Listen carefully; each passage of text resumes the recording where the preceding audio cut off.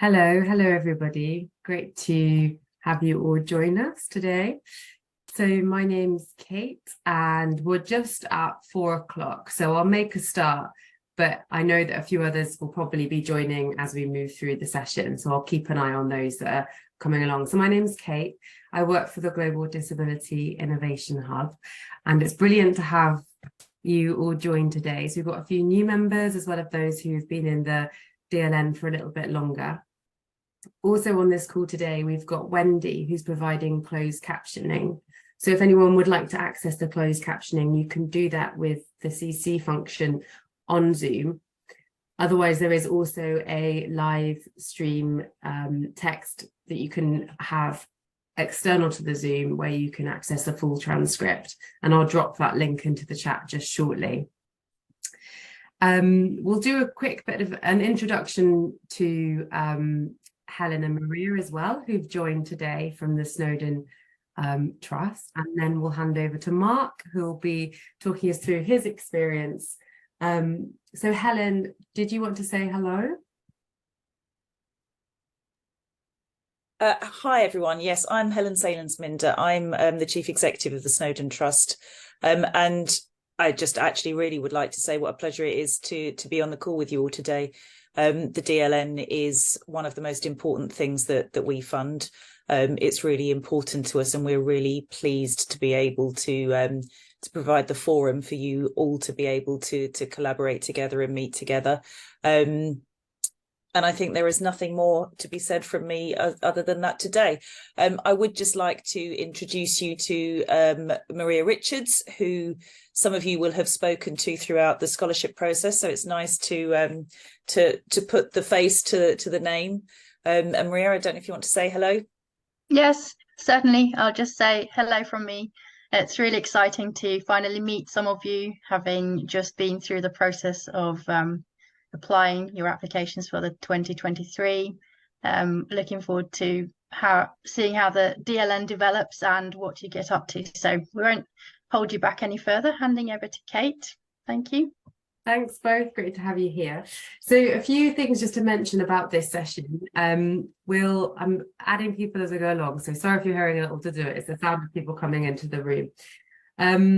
A few things, please do feel free to leave cameras off. A few of you have mentioned that you feel more comfortable with that, or you're not feeling so well today. So that's completely your choice. You don't have to have cameras on, but if you're comfortable, then it's always great to be able to have some faces in the room. If we do sometimes try and turn the chat function off, just because I know that can interfere with some people if they're using a screen reader. But we do also have a few people that prefer the chat function. So I think during just when Mark's talking, perhaps if we limit the use of the chat function, but if you've got something you want to add or contribute at a certain point, then do feel free to use it as well. It's just one of those things we try and balance as best we can to make it as good an experience for everybody here. As well, if you feel like you want to take a short break, then do that. You're welcome to turn off your camera and just go and take a break if you need to.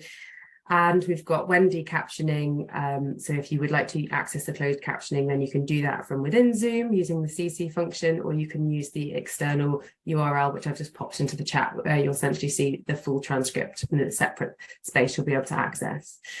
I think that it is from me. It's going to be quite an informal session. If you want to ask a question or have a comment, then you can use the kind of raise your hand function within the Zoom again, or you can pop the question into the chat, and we'll have a space at the end of when Mark's been talking the last 10 to 15 minutes where we will also have opportunity for more questions. And a few people have already sent them in, so that's really great. So I think I'll stop talking, but I'll introduce you to Mark Webb. So Mark, it's wonderful to have you here, and I'll let you introduce yourself for everybody joining. Thank you very much. So I was going to say for the visually impaired, actually for nearly everybody, because I'm in the sort of sunshade. I'm a middle-aged white Brad Pitt lookalike.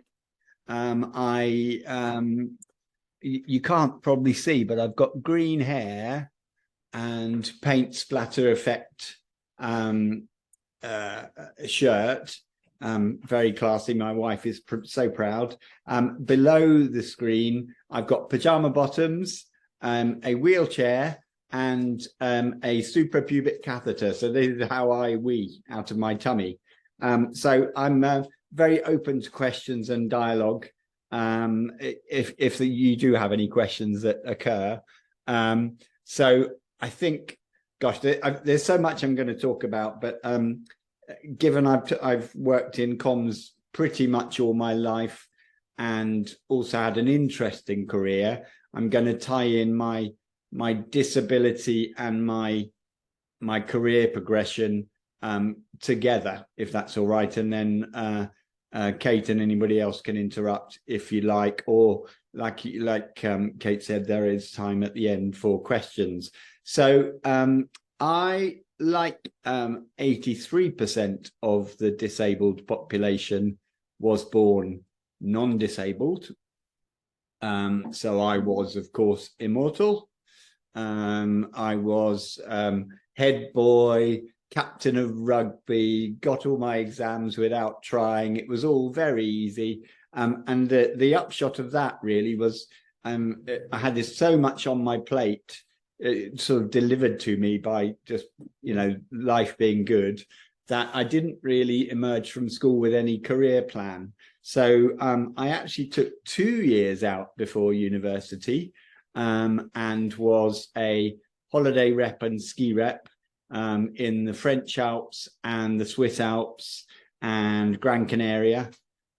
And then sort of vaguely attended Manchester University, studying French, still non-disabled. And in 1992, it was my French year out. So the year I had to go and work and live in France. And 1992 coincided with the opening of a theme park east of Paris, run by a mouse 4 foot tall called Mickey. You may be aware of that place. If somebody could pull up the picture. I will do that now.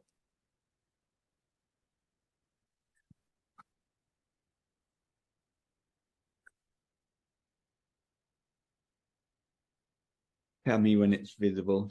Yeah, I'm just putting it for you now. I've got 2 here. Which one did you want me to bring up? Oh, the Disney one, please.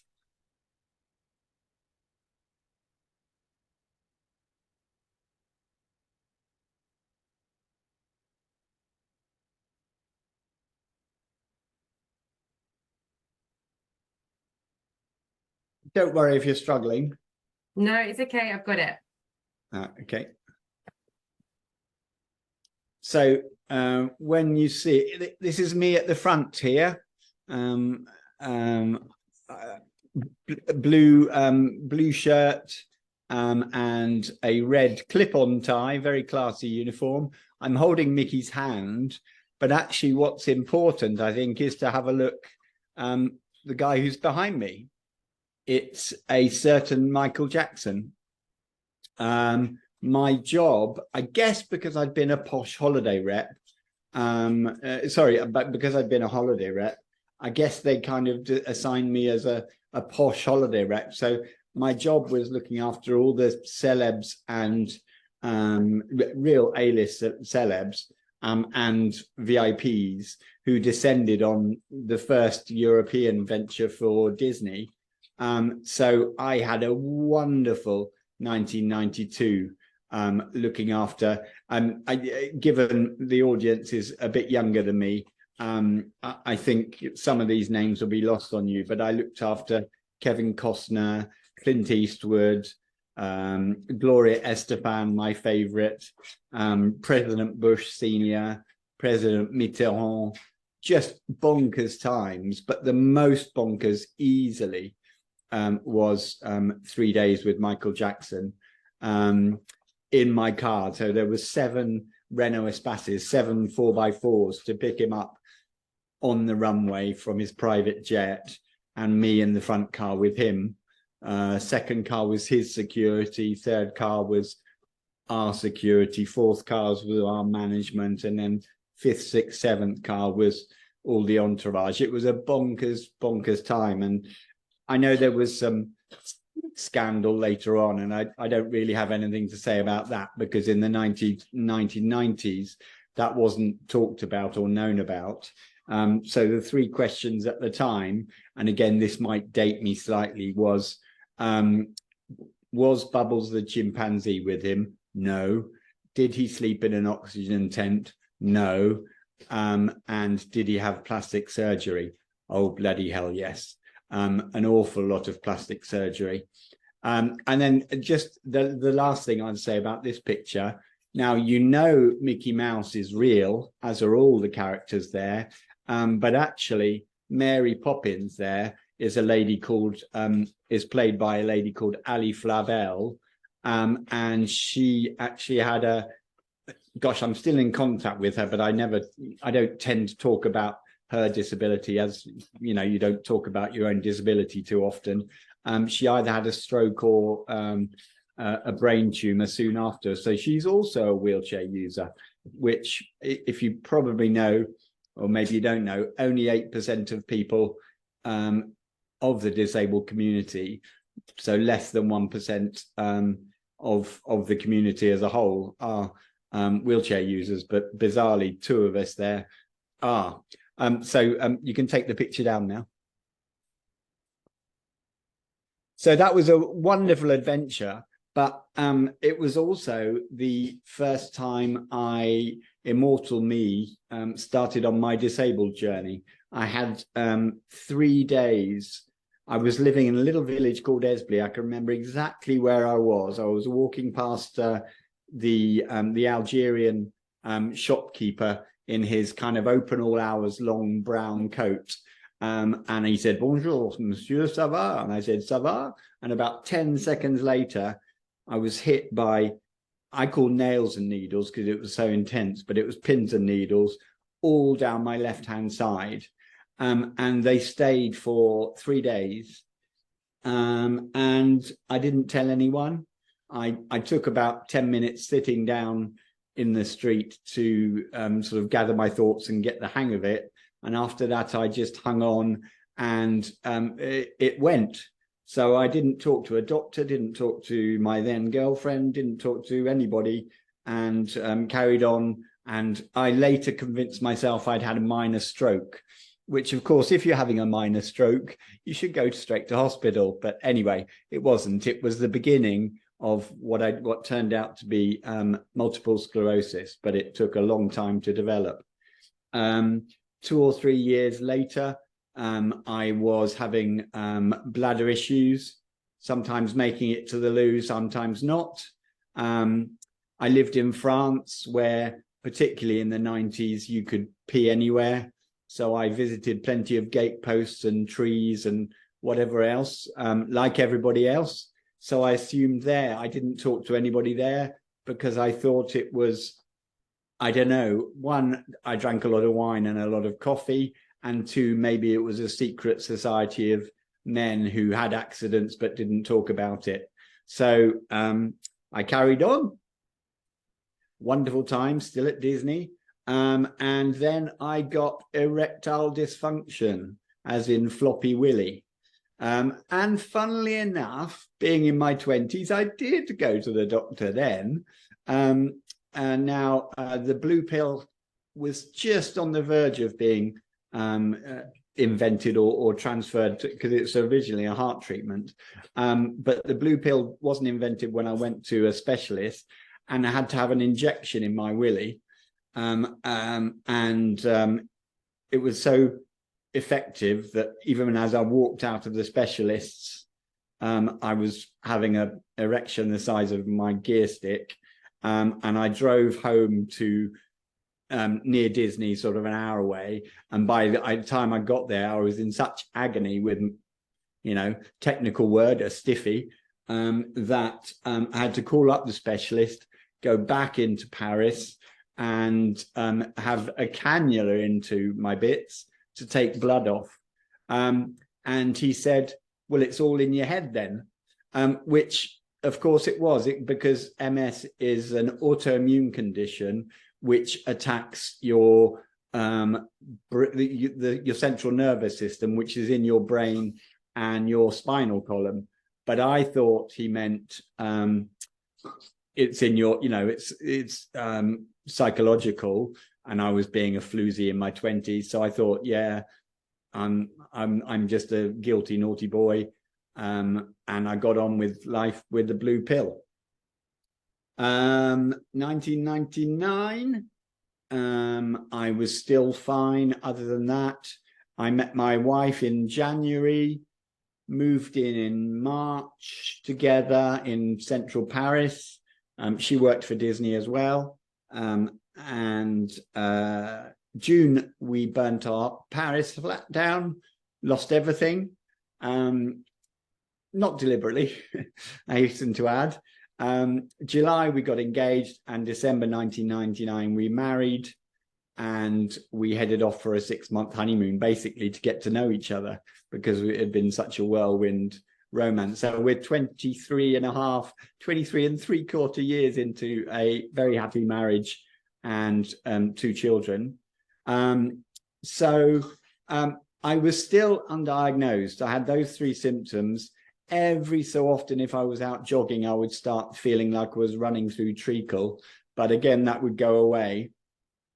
I worked for David Lloyd Leisure, and by that time, that exposure to the celebrities and the VIPs had kind of got me into the world of media.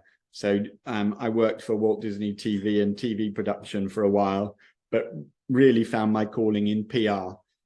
Now, I don't know if you know much about PR, but roughly speaking, it's getting your company into the papers and onto the TV when you want it to be on the TV and in the papers, and keeping it out of the media when you got something awkward going on. And I always enjoyed a crisis. That was always a great fun.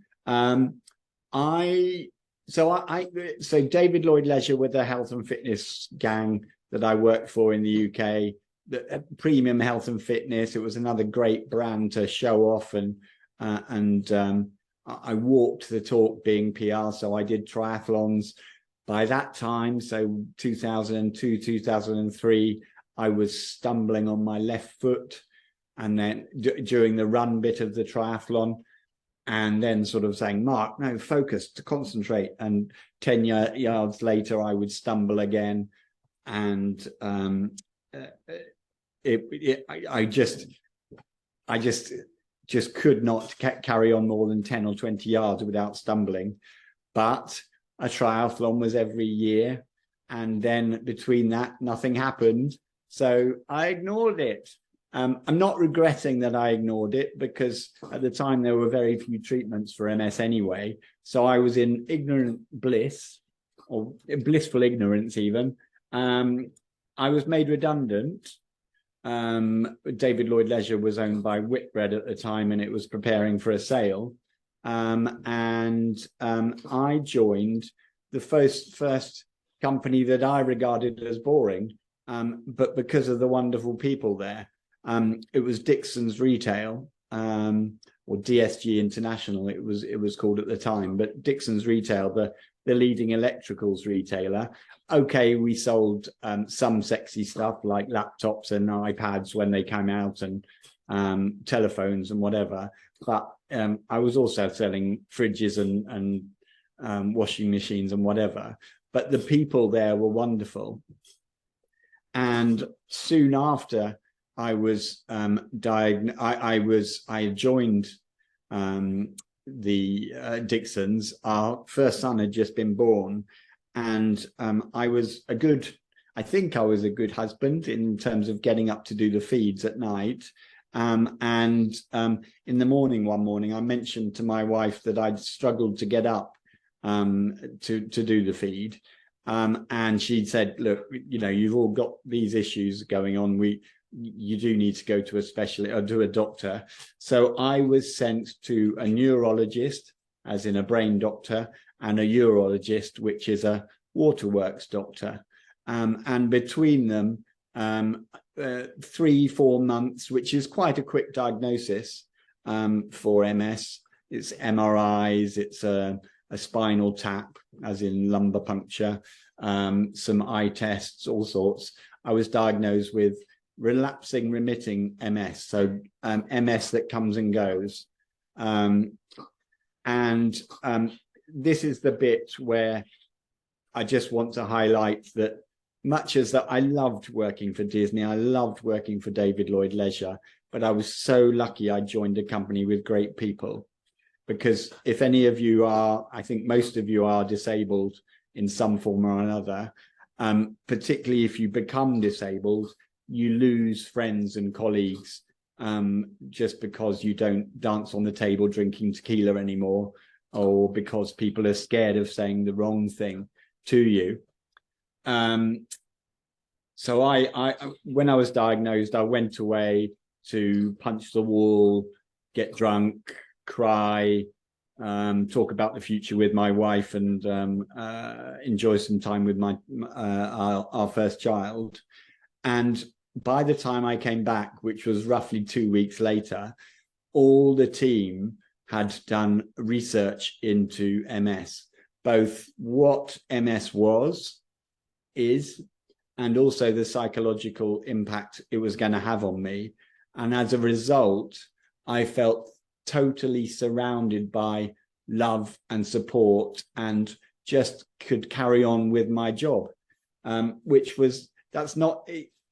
shouldn't be grateful for that, because everybody should be like that, but that's just not the case in the current world and the current context. And I'm not just talking about disability, I'm talking about cancer, or losing a child, or a stillbirth, or anything. Some people will avoid you rather than stay communicative with you, and that's just the way it is. But Dixons were absolutely wonderful, and I could carry on and be very proud, blah, blah, blah. The next bit of good news, I was getting worse. I was at the walking stick stage, and I was pulled into a room by, I was kind of the most senior comms person at Dixons, which had 40,000 employees, so quite a senior role. I was pulled into a room, and I was fearing either the guilty check, as in, there you go, Mark, have a few £1,000, off you go into the sunset, feel sorry for yourself, you've been great, or to be made chief photocopier, as in, let's keep him employed, but he's awkward because he's a liability. Let's keep him out of the way somewhere. What actually happened was I was in with my boss and the group HR manager, so the HR director, so the director of 40,000 people. They said, Mark, we love what you do. You're brilliant. I'm paraphrasing, but roughly this kind of thing. At some point, you're going to let us down. You haven't yet, but what can we do to create a role that will work for you and work for the company to keep you employed? And we'll pay you 4 days a week, 5 days a week, but only to work 4. I had to go home in tears that day to think that I was so moved by that. And again, I shouldn't feel grateful, but I am. As an upshot of that, I moved out of PR into what was growing social media. Twitter was a good place at the time, or relatively good. My CEO was active on Twitter. So I was doing the corporate PR. So I was doing results and crisis management and interviews with Sebastian, our CEO, and we made so I became head of group social media, and we recruited a new person in who's high flying now at Premier Foods, and she joined because she saw how well I was being treated, which was a wonderful advert for the company. But we made Sebastian, who is now the CEO of Boots, into the most followed tweeting CEO on the FTSE 100. Sebastian's tweets, my tweets, and the Dixons Retail, then Dixon's Carphone tweets, when we merged with Carphone Warehouse, all appeared in the paper, in the newspaper, print being still effective in the noughties and the tennies, whatever the tennies are. We were just a powerhouse of social media. So I was talking to the same journalist who I'd used to go into London with and get drunk with, and I was reporting back that Neil from the Mail on Sunday is tweeting about green technology. What are we doing at the moment? So I was having a better interaction with them then than previously I had when I'd seen them at a quarterly or 6 monthly results, or a drinks do or whatever. So I was able to work from home before working from home was a thing. The reasonable adjustment, you're probably aware of that term, but that's the term that a company is required by law to make adjustments for disability. It was an iPad, so I cost the company 400 quid extra, and I was at home probably working 5 days a week out of loyalty and gratitude, and wonderful for the company. We moved to Acton after the merger was fully through, and although access to work allowed me a taxi in and out of work sort of once every couple of weeks, I was really starting to struggle and be just really, I couldn't stay on social media even as often as was required. So I went to them and said, look, there was no redundancy or anything, but I said, look, I've had enough now. I've done 11 years. You've been brilliant. Is there anything you can do for me? And they gave me, I think, 2.5 years salary, and I was on, I don't know, 3 months notice or 6 months notice. No obligation to do that, but they did that. And the upshot there, or maybe Kate, could you show up that next photo? Yeah, sure, I'll bring it up now.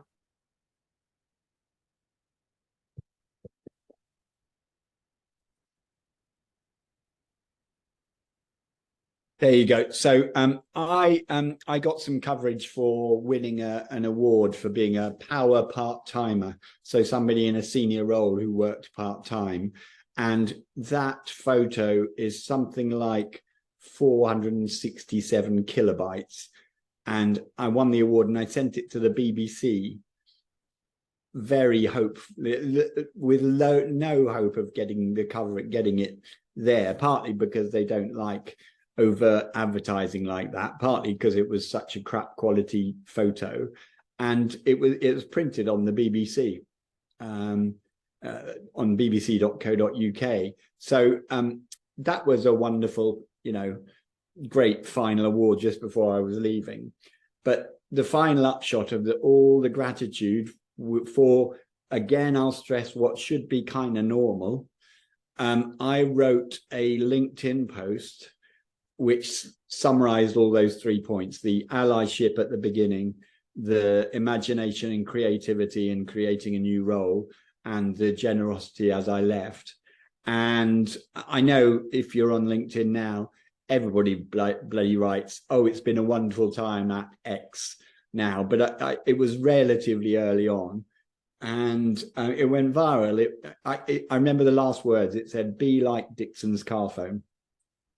And it went viral. It had about 1 million hits, and I got various, apart from wonderful PR for Dixon's as a goodbye gift.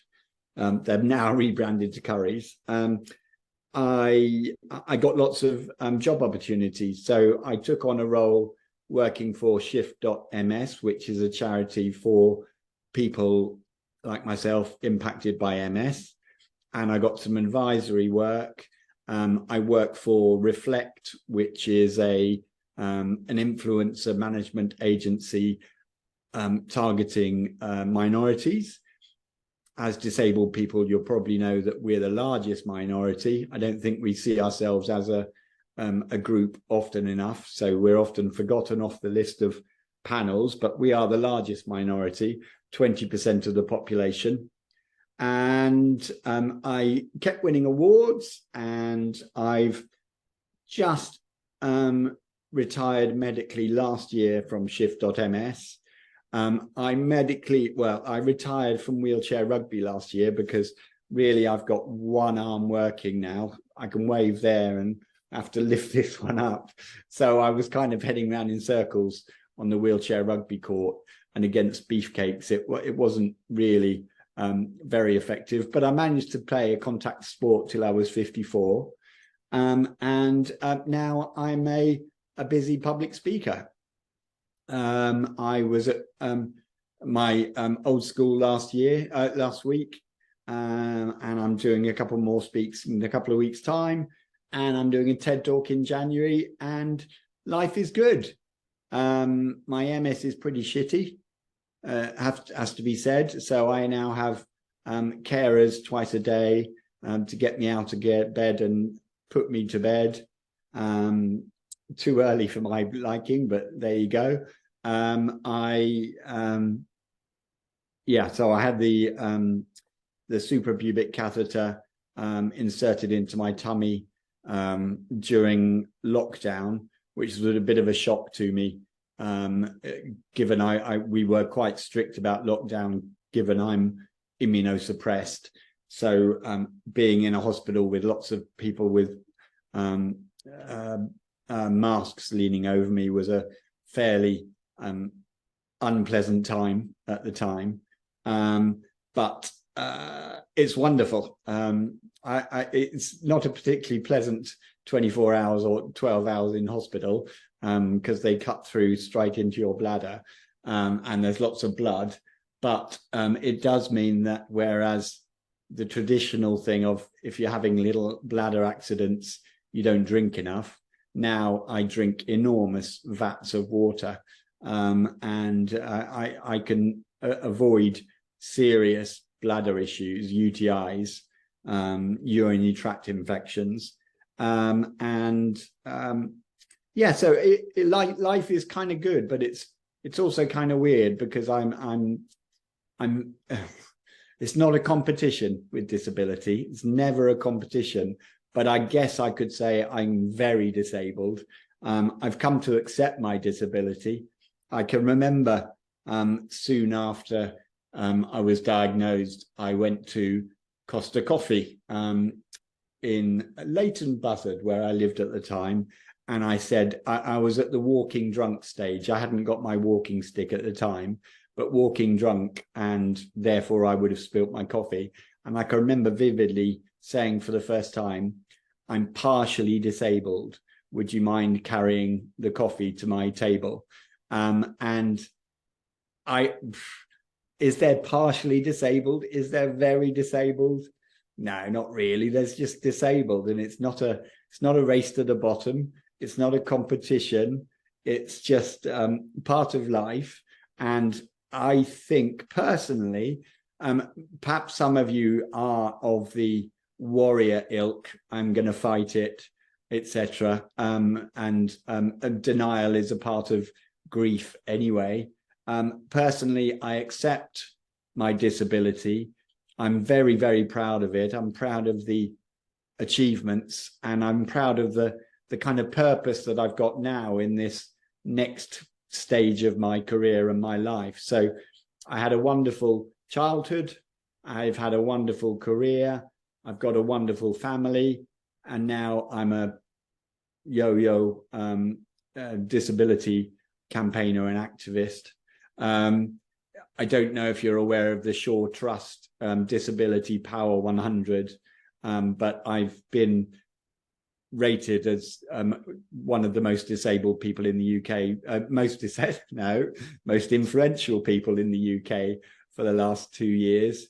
And this year I stepped down from that, and I'm a judge now, which is just brilliant to be able to shed the light on other disabled people coming up through the the ranks and just doing lots of amazing stuff. So I have a wonderful, weird life. In summary, that's I've been so grateful for my life. I plan to carry on, but I've had a wonderful life, and I kind of wish I didn't have a disability, but at the same time, having a purpose into my 50s and beyond is just absolutely wonderful.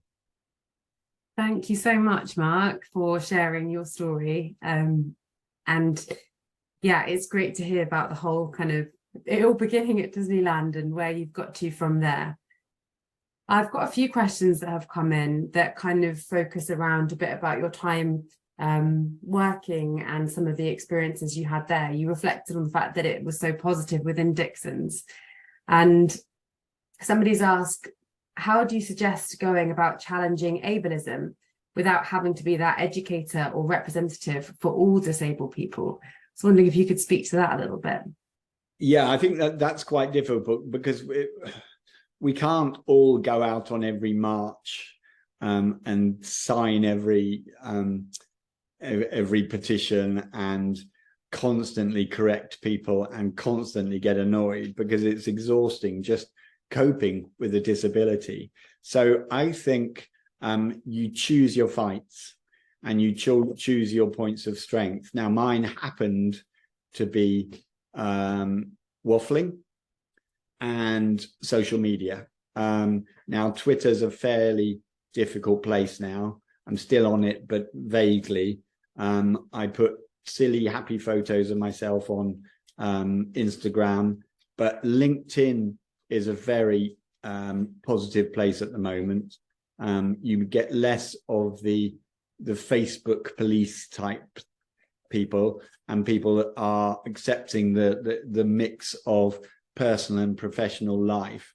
But I would say confront and fight ableism and any other, I'm a diversity speaker as much as I am a disability speaker now, but it's hard work. I find it rewarding, but don't feel you have to. Do what you can, do what you're good at, and that's it. You don't have to run a marathon or wheel a marathon or stand up and fight. Just do what you can. Be great if you join the ranks of the loud and proud, but it's a difficult subject, and I don't have a perfect answer. Thank you. Yeah, I think you touched on some great points there. Definitely, we hear it quite a lot from various members that there are lots of challenges, and they do face a lot of, there is a lot of ableism out there. And I think your point about choose your battles and do fight it is really good advice. Just before you finish there, we can't expect change overnight. One of the points I often make when public speaking is the suffragette movement was 100 years ago. And okay, that took some deaths and some serious protesting from women to win the vote. But 100 years on, we still don't have equal job opportunities for women or equal pay opportunities for women. Now, I'm hoping we can get there a little bit faster with disability, but I'm afraid I know there's going to be no cure for MS. I'm talking about all disability, all flavors of diversity, and it's going to be a long haul. I'm just going to see if there's any questions from those that are present. Either feel free to unmute yourself or raise your hand or pop a question into the chat. Rich, hello. Hiya. I was just wondering if you kind of noticed, I don't know how to phrase it, the differences you noticed from when the Equalities Act came in, basically. No, if I'm really honest. Hmm. It was a necessary, not evil, it was a necessary good. but it felt a bit tick boxy and slightly before my time. But no, I think now the most powerful, although it's a double-edged sword, the most powerful impact in our lifetime or in my generation has been the Paralympics. Now, the Paralympics is a double-edged sword because, of course, we get into the inspiration porn thing where, you know, oh gosh, he's so brave, and you know, those bloody scroungers that the Daily Mail tells me about, they should all be Paralympians. So there is that, but it does give us a wonderful spotlight every 4 years, and I've loved seeing more wheelchair rugby on TV. I know some of the Paralympians, so that kind of event and higher level TV representation has been good. And on that, I think more advertising representation, not with wheelchairs. I know I'm a wheelchair user, so I'm happy to see a wheelchair user on TV. But the fact is that 80% of, roughly 80% of disabilities are invisible. They include neurodivergence. But at the moment, it feels like anybody who does want to tick box us in advertising, they are either using a wheelchair or a Blade Runner and nothing else. So we've got a long way to go in there, but there's more. There was there was some program I was watching and I saw 2 wheelchairs in 2 different ads, and I was so touched. So we're getting there, but it's still a tiny percentage that appear in advertising. And again, I'm talking about all flavors of diversity. Thanks, Rich, and thank you, Mark. Connor, are you able to ask your question? Yes, hello. Thank you for your time. I've got a few questions to ask, if that's okay. Just want to go ahead and say you do not have to answer them if you do not want to, because some of them might be quite difficult to answer, but I thought I will ask them anyway, since you've been very open and honest with us, and I really appreciate that, so thank you. But enough waffling from me. So could you explain to us how your family reacted, I suppose, to the news of your diagnosis, and what their thoughts and feelings were doing for subsequent months and even years, if that's okay? Yeah. So my wife was, I think I initially went mostly denial with a few tears. My wife was more devastated. I didn't know what MS was, so I confused it with ME, the fatigue one, and MND or ALS, the one that Rob Burrows got and Doddy Weir just passed away with recently, and we all did the ice bucket challenge a few years for. So I didn't really have a clue. So my wife was devastated, but has stayed loving. She's a very senior person in marketing and digital transformation and all sorts of nonsense, and she's a fixer. And so she doesn't understand that she can't fix me, and it frustrates her, and I can see her getting frustrated with me. So she's very loving and very beautiful and gorgeous and amazing, but it's a tough time. The children, I've got a photo behind with me with my younger son, just about with me jumping off in time with him. I'm in the air, hands up, and he's in the air, hands up. But he doesn't remember that. I think he remembers me with a walking stick, but they've grown up with my disability. So I'm a point of joke, but also a point of they are endlessly supportive, and they are fetching and carrying and lovely. But we've brought carers in because we don't want them to be overly caring while so young and relatively innocent, and we want them to keep enjoying life hold on, I've got something on my screen. Hold on. Okay. So in answer, I've got a very supportive wife, but I was on the London fashion show catwalk a month ago, which was a very proud moment for me. But my wife doesn't want to go in a room of disabled people because she doesn't want to be reminded of all of the hard work that I am, which is fair enough. And I doubt she'll come to my TED talk, which again, but so that hurts a bit, but I totally understand it. But my kids are wonderful, well balanced. I think they're very open to the whole diversity and disability argument and will stand up for me if ever there was any kind of hate crime nonsense going on. So I'm very proud of all three of them and my wider family and the friends that I've kept. I've got a great, if reduced, group of friends. That's great to hear. Thank you. And it seems like you've got lovely children and a brilliant wife. So that's great. Thank you. Is it okay if I ask another question, Kate? And Mark, of course. Okay. You mentioned earlier that when you came to accept your diagnosis, it was at the walking drunk stage. Yes. Yes.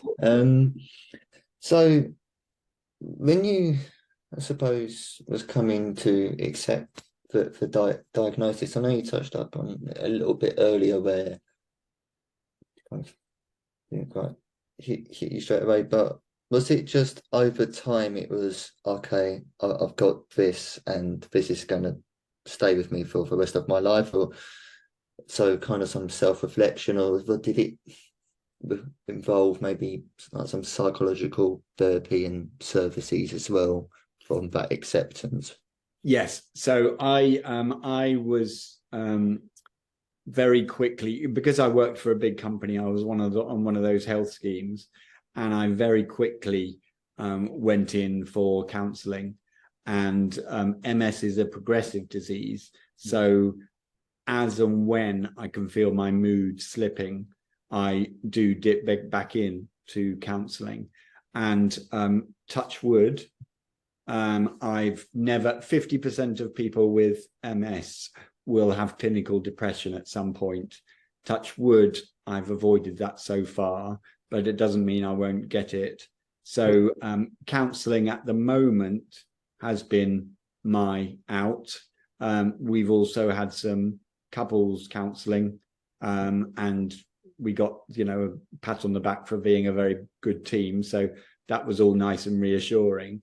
But yeah, that's been my outlet. I'm not against medication for depression or anxiety or whatever.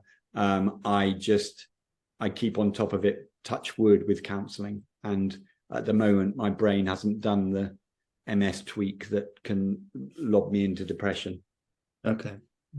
Thank you for your time and for the answers. I appreciate it. I feel like I could ask you 1,000 more questions, but I don't want to hog too much time, so I will probably end it here. But thank you for sharing your story. Seriously, it's been great listening to you, and I suppose my final words for you is I just wish you all the best from now moving forward. Thank you. Watch you from afar. Oh, sorry. One of the other things I have is cog fog. So I have short-term memory loss, and my thinking processes are bloody awful. So I forgot to say why I wear ridiculous clothes. It's because people stare at me all the time because of my sodding wheelchair. So my subliminal message, and also my very cheap midlife crisis, is to buy silly clothes and have silly Mohicans. I've got a bald patch at the back, so I'm not sure how long I can keep doing that. But it is to say, what are you staring at? Are you staring at a strange midlife crisis man? Go for it. Are you staring at a wheelchair? Sod off. No, I personally like your shirt that you're wearing. I think it's very nice. Thank you. I've got worse. And on the topic of hair, I can't really talk myself. I'm only 25 and my hairline's going quite far back. So I empathise with you in that respect as well. Thank you, Connor. Does anybody else have questions for Mark, who's present here?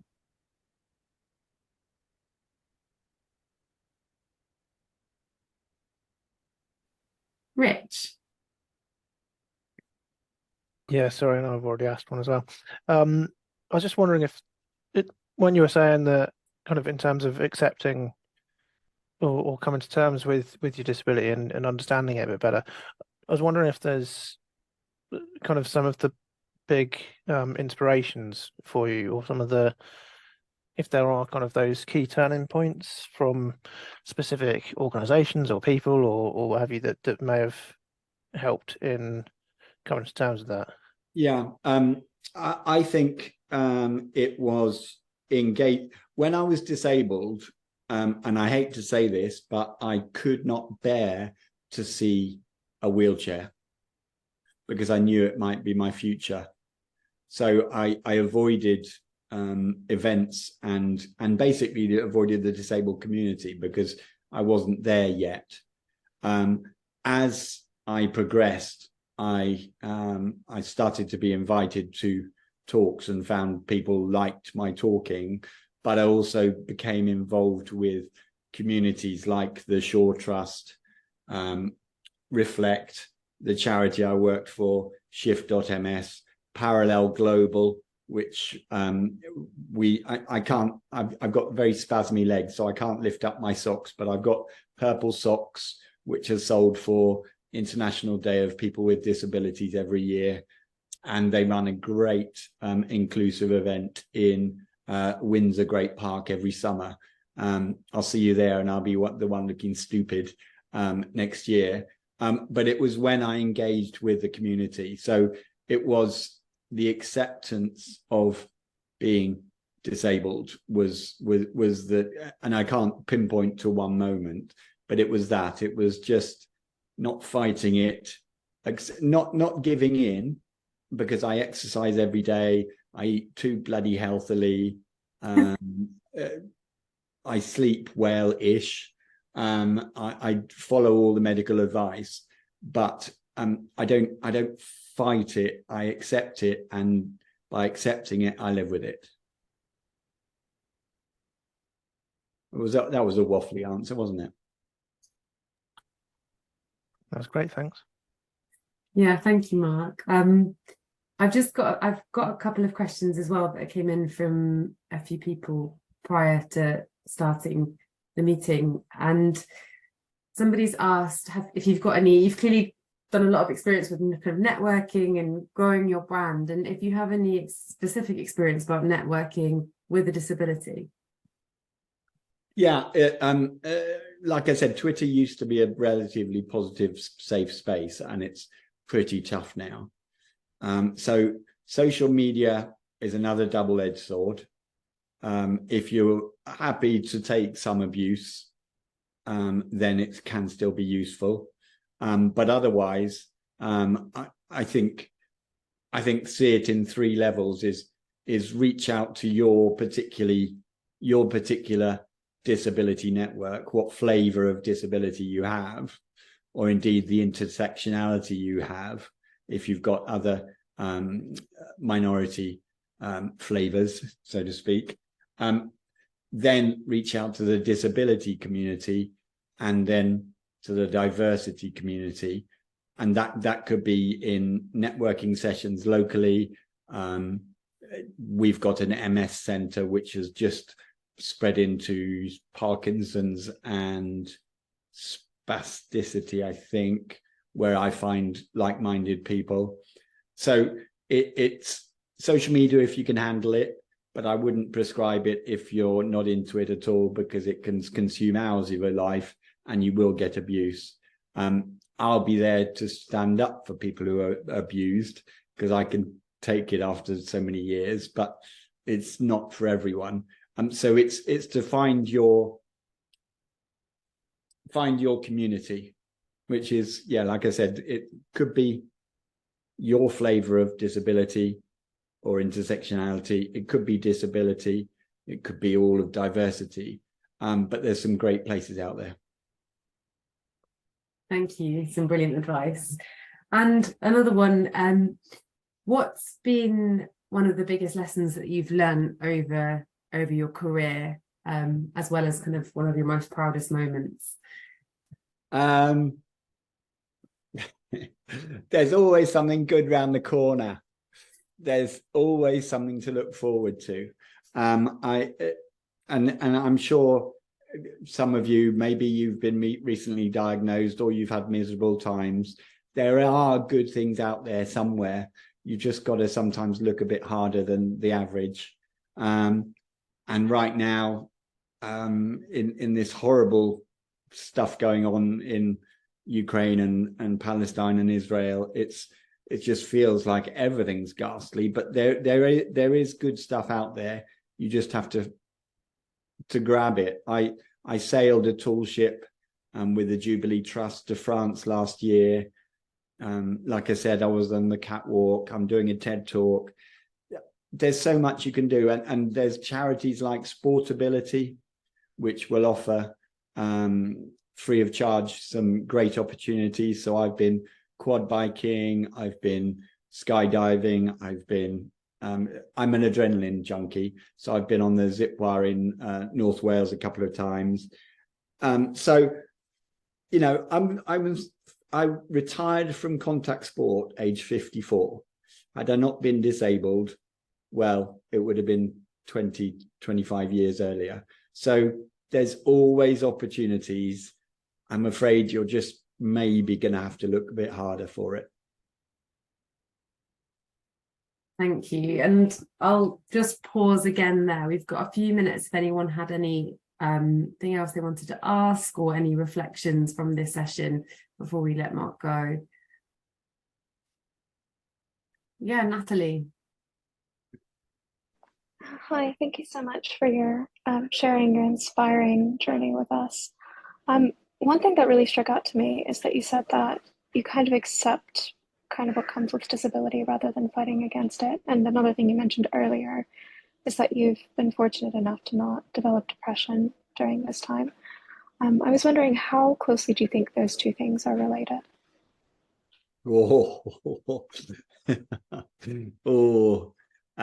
Yeah, that's tough. I don't think I'm the best to answer that. I do suffer from anxiety, which has probably been accentuated by COVID. So I've always struggled in crowds because I can't, you know, insert bloke joke here, but I can't multitask. So a loud venue with lots of lights and whatever is always tough. And now I'm thinking COVID and whatever. But yeah, no, I can only, if depression is part of your dealing, I can only sympathize, and I don't know what to say really, because I've just been so lucky. I saw you laughing at my bad joke, so it's not all bad, clearly, but I wish.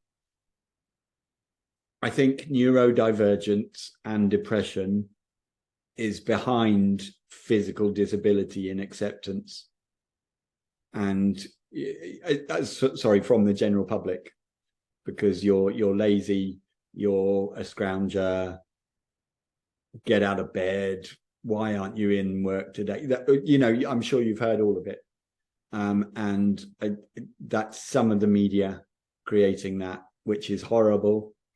And some politicians likewise are just being thoroughly nasty, finding scapegoats to blame because their politics aren't doing too well.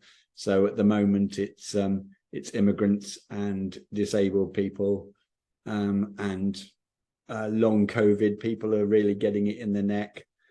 I can only sympathize. I'm sorry, I can't offer advice. Sorry. Well, thank you, Mark.